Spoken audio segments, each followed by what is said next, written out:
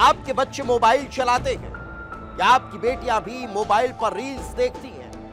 क्या आपकी पत्नी को भी फेसबुक चलाने का शौक है? अगर हां, तो यह खबर आप ही के लिए है। मामला छत्तीसगढ़ की राजधानी रायपुर का है, जहां एक शख्स की अचानक से जान चली जाती है।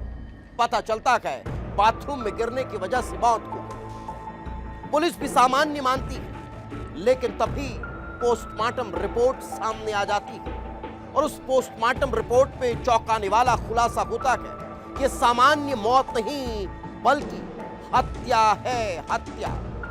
आखिर हत्या करने वाले कौन हैं? तो पता चलता है कि पत्नी और बेटियों ने ही उस शख्स को मौत के घाट उतार दिया और वजह थी मोबाइल चलाने से रोकना और टोकना। ये रिपोर्ट देख लीजिए। रील के लिए मर्डर, पत्नी बेटी ने की हत्या।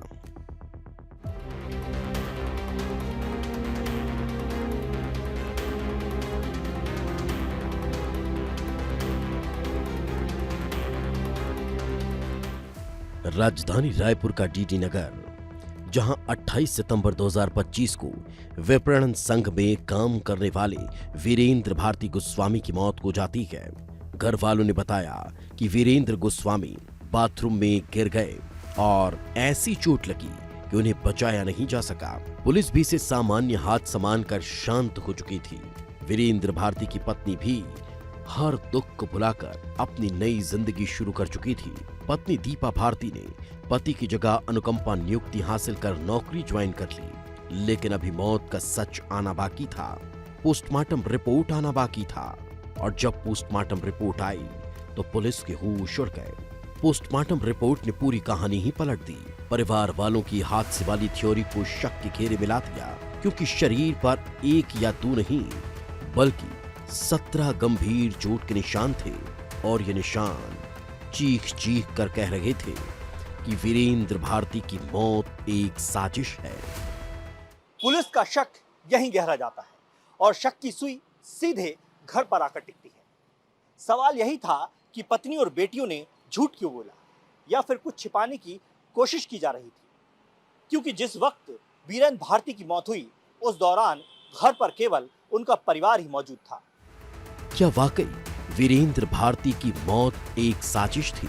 क्या वीरेंद्र की मौत से उसके परिवार का कोई कनेक्शन था?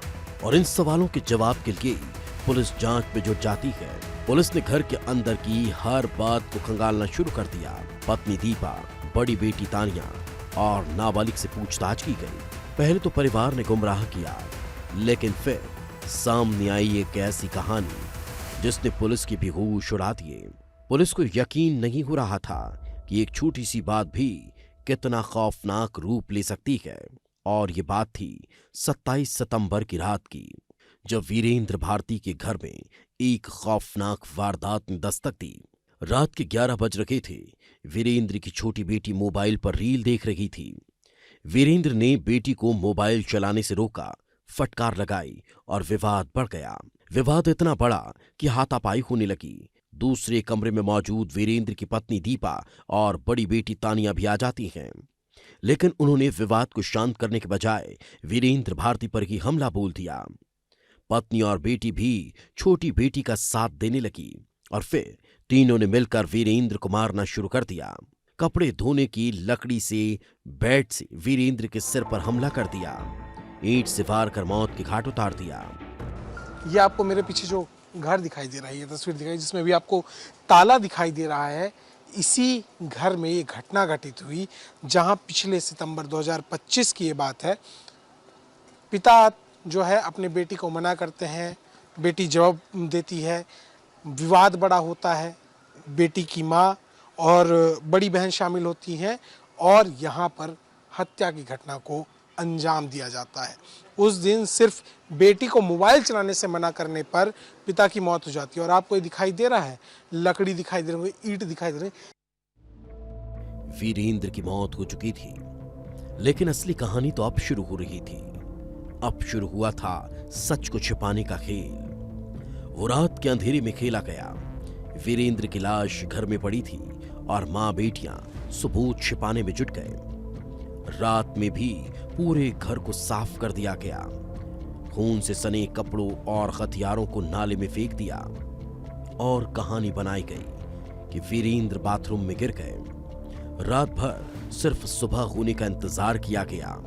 सुबह होते ही मां और बेटियां वीरेंद्र की लाश लेकर अस्पताल पहुंच जाती हैं और फिर एक ही झूठ को इतनी बार दोहराया गया कि लोगों को लग चुका था कि वीरेंद्र भारती की मौत हत्या नहीं बल्कि एक हादसा है।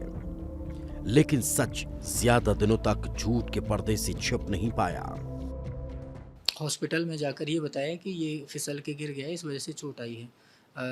मौके पर बाद में हमने जो एविडेंस को रिक्रिएट करा और वहाँ से हमें जो उनकी दीवार है वहाँ से भी साक्ष्य मिले। इसके अलावा जो उन्होंने जिस हथियार से मारा था वो भी जब्त किया गया है।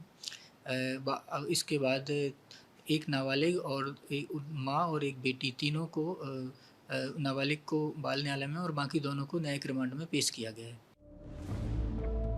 पुलिस ने एक नाबालिग को बाल संप्रेक्षण गृह भेज दिया तो वहीं हत्यारी पत्नी और बेटी को सलाखों के पीछे भेज दिया गया। लेकिन अब सवाल यही है कि क्या रील एक पति और पत्नी की जान से ज्यादा कीमती है? क्या रील्स के लिए पत्नी और बेटियां कातिल बन गई?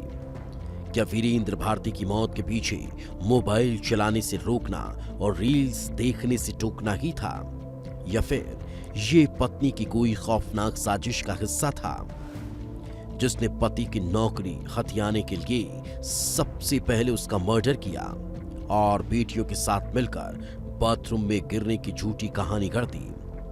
सवाल बाकी है, लेकिन वारदात चौंकाने वाली है क्योंकि हत्या की साजिश पत्नी और बेटियों ने ही रची थी। विस्तार न्यूज के लिए अभिषेक तिवारी की रिपोर्ट।